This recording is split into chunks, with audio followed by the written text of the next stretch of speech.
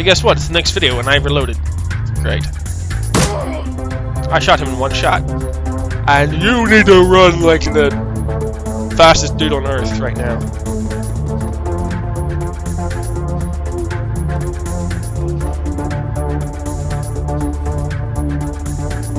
Ah, you're kidding me. Alright then, run as far as you can. Please do not come through that big door. Oh. Oh. Oh, I not like you.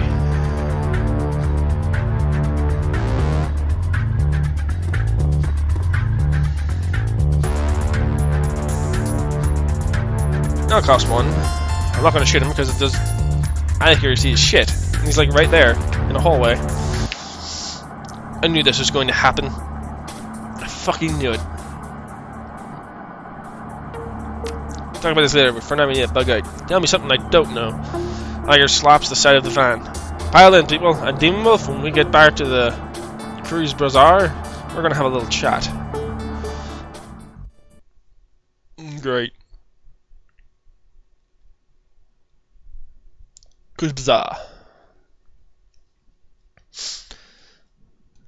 Nearly 500,000 people, and until very recently, Monica Schaffer. Once a melting pot of cultural diversity, it's now a chaotic mess of wealth and poverty, crime and commerce, anarchy and control. It's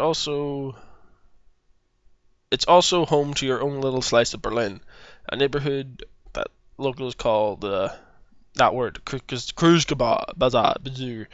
Anyway, you can read the rest yourself.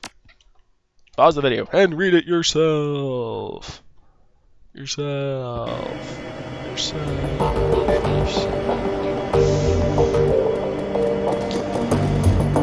And now we run this way, and over this way, and over this way.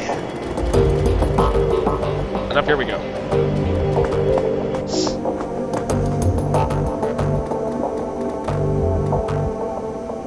Step inside, and the squalor of the disused U-Bahn tunnel gives way to the warmth of your safe house. A man waits inside, silhouetted against the dim fluorescent lighting. Paul Amsel. Something bad has happened, hasn't it? Alright. I had a feeling. How did it happen? Something in the false security system got her while she was jacked in. It was over in an instant. I've seen Monica hit black icy before. This was something worse. Monica died of biofeedback-induced stroke. That's right, and this idiot stood by and let it happen.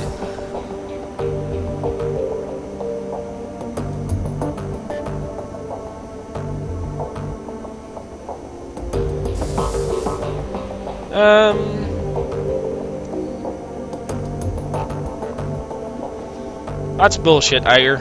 You weren't even in the room. No, I wasn't there, and that's exactly the problem. If I'd been in your place, Monica would still be alive and with us. Instead, I left her with you. And now my friend is a corpse in a basement.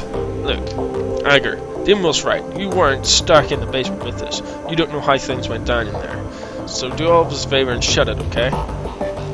Shut it down? Fuck that. I respect you, Dietrich. You know that, but you don't have my training. None of you have. Monica was good. She was the best, right? But she was also overconfident. She treated the job like it was a game. Do that long enough, and you're gonna get burned. If you'd been paying attention, you'd have figured all of this out on your own by now. You'd have known that Monica needed watching as much as that door. Enough, Iger. Enough. How many seconds passed between Monica's first convulsion and her plug being pulled? 4? 5? Do you know how much damage biofeedback can do to a Decker's can't speak brain in 5 seconds? Look, this won't. You don't have to answer that. Of course you know. Monica died while you stood there and watched. This is all your That is enough! Iger, you and Demon Wolf can have it out later, but I've had enough. We need to talk action. Our client sent you into something much bigger than he led us to believe. I want us to know why. Right there with you. This is supposed to be a milk run. Payback isn't the only reason we need to find him. We saw something back there. Something that we weren't supposed to see. It's fair to assume that we're all still in danger. Agreed. And to neutralize that danger, we need to know who we are dealing with.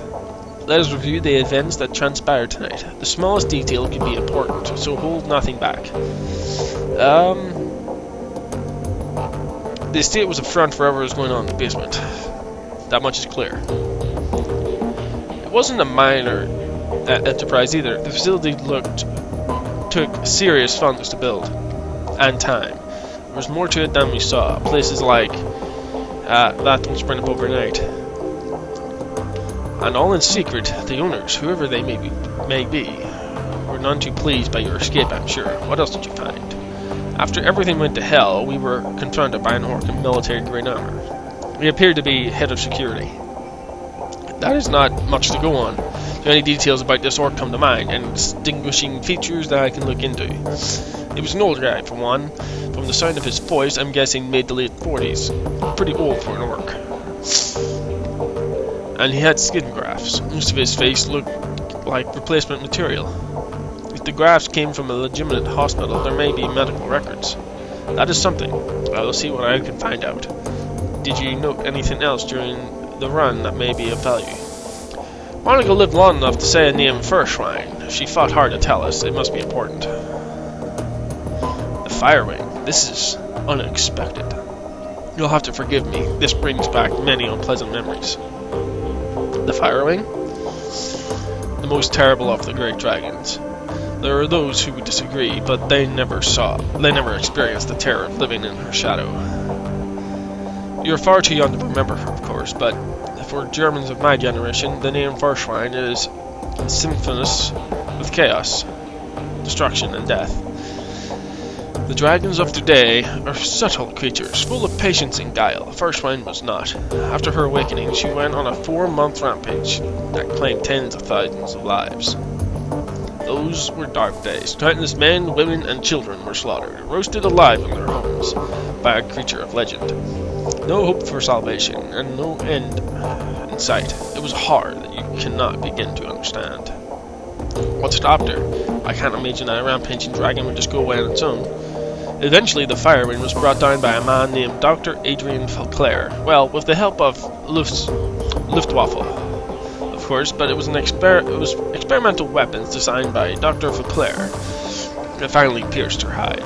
She fell in a hail of bullets and rocket fire and crashed down in a radioactive wasteland of SOX. This event was called Dragonfall. Safe at last from the dragon's wrath, Germany celebrated Falclair as a hero. Our own Siegfried, a modern-day dragon slayer. My own family practically worshipped the man. If the Dragonfall was as important as an event as you make it out to be, I'm surprised I've never heard of it. Those early years of the awakening were traumatic, Edgar, not just on a national level, but on a global scale. New species of awakened animals were being discovered daily.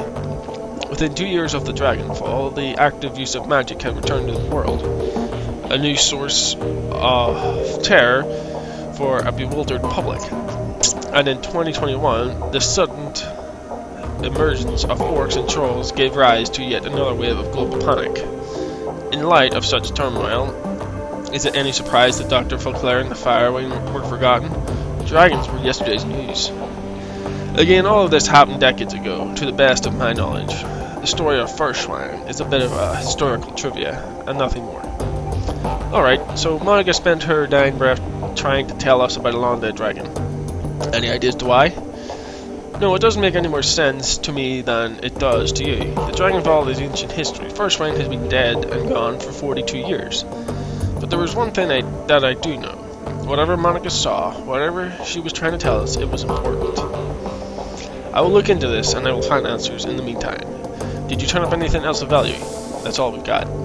That's not much. It is thin, I agree. A basement, a middle-aged orc, and with skin grass, and a long-forgotten world event. And next episode as well. Adios. Demon Wolf is disappeared off to space.